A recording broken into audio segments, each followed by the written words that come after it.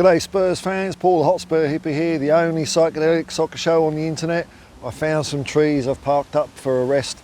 They're playing some weird game out there. I think it's called cricket. There they go, appealing. It's very windy, so hopefully the microphone and nature's pop filter will hold up.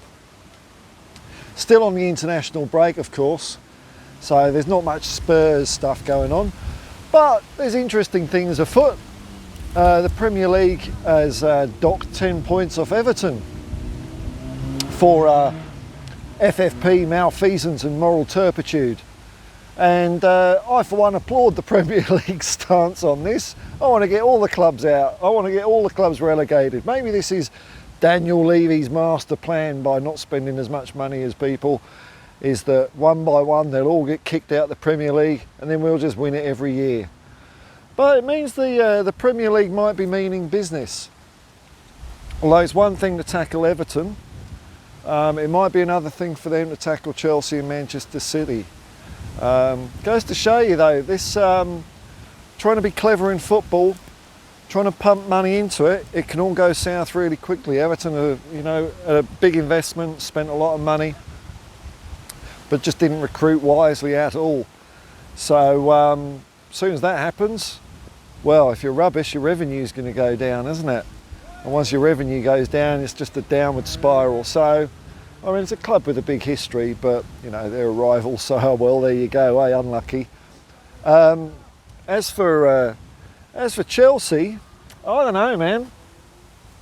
It seems to be that their defence is, we as soon as we bought it off the alleged war criminal, we gave you all the paperwork to show you what had been going on, so our hands are clean. Well, Todd Bowley, let's play ball. That's capitalism, I'm afraid, mate. That's capitalism. I didn't ask for capitalism I don't think anyone asked for capitalism to come stomping in its way, its capitalist pig's ways into the world of football, the people's game, the working man's game. But you did. And my understanding of what little I know about corporate law and all that is, well, Chelsea's an independent entity, isn't it? So if that independent entity is guilty, just because you've changed ownership don't mean anything. You corporate clowns get away with this all the time. Walking away from bankruptcies and things like that. Oh no, it wasn't me. It wasn't me that went down the docks one night and blew all the profits. It was the company, so I'm clean, it's the company. Oh, sorry workers, sorry everyone. Oh, it's a shame, isn't it? Oh, my hands are tied, that's the law. If you have it that way, you've got to have it the other way as well, man. Just because it's a change of ownership, it is still Chelsea F Club. And I hope they get slammed. I hope they get slammed really hard, because it's so obvious. Well, I mean, what do I know? Here I am on another park bench. I might have to lie down and look like, oh no, people start throwing coins at me. Although I'm in a posh area, they'll all be just tap and go here for vagrants. Beep. They've been up to it for years. I like to see the Premier League going super tough. I like to see them. There's a cricket ball. Oh no, it's a dog. It's not a proper dog though. I like to see them strip all the titles that Chelsea won by cheating, because that's what they did. They cheated, they broke the rules. So in my mind, that makes Tottenham Hotspur the 2017 Premier League champions. I've thought that all along anyway. I know it's not official, but that's what I reckon anyway. Strip all their titles. It's a bit of a traffic jam of dogs here at the moment. Strip all their titles, all their cups, all their trinkets and baubles, slap them down a division or two, and see how they like it there. I mean, they're no strangers to Division 2 anyway, good old Chelsea. That's one of their favourite places to be. So stick them back down there. Yeah, Manchester City is another kettle of worms, isn't it? What's happening with Manchester City? Was it 110, 115 allegations or charges, whatever that means, from the Premier League? And they seem to be, well, according to rumours, just dotting their I's and crossing their T's on that one. But that could be a serious one. That could be more serious than Chelsea. There is talk of them getting booted straight out of the Premier League. and maybe even the Football League washing their hands of Manchester City. There you go. Well, cheats never prosper, do they? Cheats never prosper. Good riddance to them. Good riddance to them all. Hopefully this is hopefully, you know, the Premier League's becoming a bit more Judge Judy or a bit more Perry Mason or something with these clowns, and hopefully they're going to throw the book at Mikel Arteta as well. They've charged him with I don't know, what was it, probably bringing the game into disrepute, being a knobhead. I mean, I think that's what it is.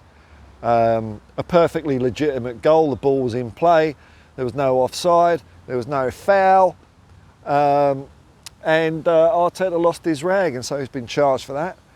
I'd like to see a 10 match touchline ban, lock him in the car park so he can't make hand signals, take his phone off him so he's just in a blackout, or if he's in Australia he could probably move to Optus and his phone won't work half the time. It's an Australian joke, don't worry about it, UK people.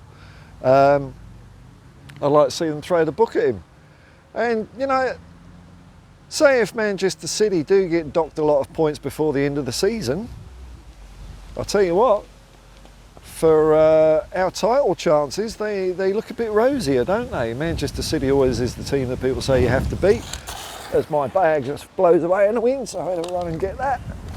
There we go. But if Manchester City are taken out of the picture this year and next year, it's looking even better for Tottenham Hotspur, by far the greatest football team the world has ever seen. And if we nick a title this year, it'll have that asterisk next to it for all those people, won't they? Oh yeah, but there was no Manchester City. Well, what are the excuses people are going to make? Oh, there's no Manchester City. Oh well, Liverpool weren't at their best. Arsenal weren't at their best. They had Champions League to contend with. It's not a real championship. Bugger off, world. We're going to lift this Premier League. It's going to be this year or next year, or this season or next season, and it's going to be glorious and untainted. We're going to have done it the clean way by playing beautiful football, even though Glenn Hoddle doesn't quite like playing like that when you go down to 9 men, but oh well. You had your chance, Glenn. I do love Glenn though. But Ange is from outside the system. He's outside the orthodox way of doing things. And when you get someone like that in, it can really shake things up, bring a few new tricks to football that he's been incubating outside of the European womb. I don't know what sort of womb it's been. That's a bad metaphor. But he's got an outsider's point of view, hasn't he? So things are good. Still another mouth-watering 9 days before we see Tottenham play again. I think England beat Malta, the mighty Malta, 2-0 this morning. Was it 2-0? So they've pretty much qualified now. One more game and that's it. Hopefully no more international football until the Euros next year. So a bit more games. I know Spurs are playing up to 2 games a week in just league fixtures. And it's not long, you know, when January comes around, we've got the FA Cup kicking off. Maybe Mickey van der Ven and Maddison will be back raring to go.